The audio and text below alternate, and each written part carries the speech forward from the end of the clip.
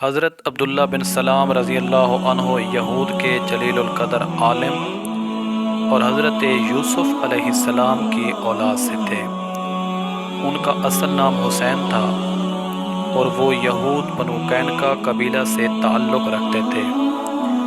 ایک دن انہوں نے رسول کریم صلی اللہ علیہ وآلہ وسلم کے یہ کلمات سنے: افشوا السلام واطعموا الطعام وصلوا الارحام وصلوا باللیل والناس نیام۔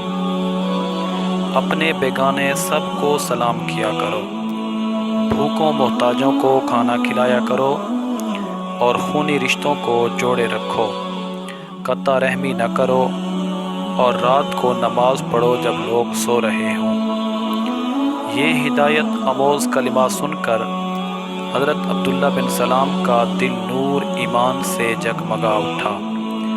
انہیں یقین ہو گیا کہ یہ وہی نبی آخر الزمان صلی اللہ علیہ وآلہ وسلم ہیں جن کی بعثت کی پیشین گوئی صحائف قدیمیہ میں درج ہے۔